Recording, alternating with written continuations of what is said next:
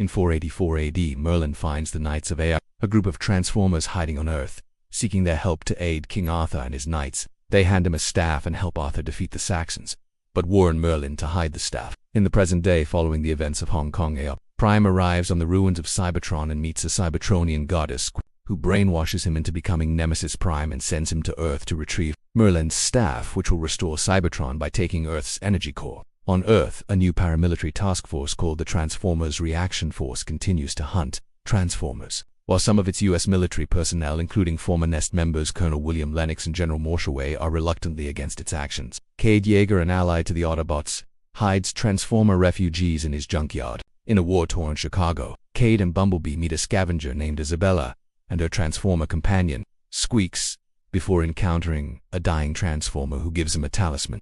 The TRF confronts Cade, only to be stopped by Bumblebee, Lennox, and Hound before letting them go. Megatron, having abandoned his Galvatron identity, and the U.S. government learn of the talisman's value and reluctantly join forces to retrieve it and track Bumblebee to Cade's scrapyard, while the Autobots and the Dinobots fend off the Decepticons and the Cade, his assistant Jimmy, Isabella, and Squeaks deal with a swarm of TRF drones sent after them. Cogman, a human-sized Transformer, appears and invites Cade to the United Kingdom to meet his employer, Sir Edmund Burton, who is connected to the Transformers. Burton asks another Transformer, Hot Rod, to find Vivienne Wembley, a University of Oxford professor. Burton explains to Cade, Vivienne, and Bumblebee that Transformers have been living amongst mankind for centuries, their existence once guarded by a secret society called the Order of Witwickens, of which he is the last living member. The talisman can lead to Merlin's staff, buried in a Cybertronian spacecraft under the sea. Vivienne is revealed to be the direct descendant of Merlin's bloodline and the only one who can activate the staff. The authorities discover them,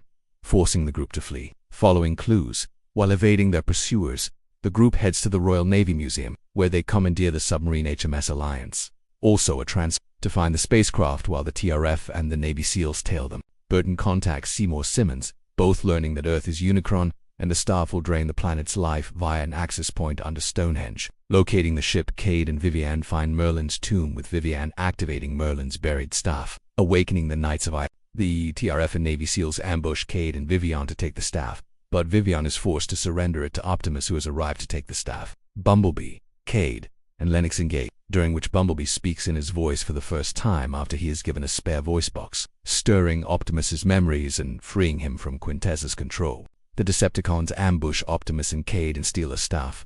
Having aligned themselves with the Knights arrive to execute Optimus but yield to Cade and join the humans and the Autobots upon seeing Cade's talisman turn into Excalibur. Burton tries to stop Megatron from activating the staff at Stonehenge, only to be killed in the ensuing blast, as Cybertron ravages Earth, using its thermal energy to reconstitute itself. The Autobots Dragonstorm and the humans launch a direct assault on Cybertron to defeat the Decepticons, and Quintessa Vivienne removes the staff and stops the transfer. Optimus defeats Megatron while Bumblebee seemingly kills Quintessa. With both worlds saved but now attached, the Autobots leave Earth to rebuild. Meanwhile, Quintessa, who has survived, disguises herself as a human and approaches a group of scientists inspecting one of UN's horns and offers them a way to destroy him.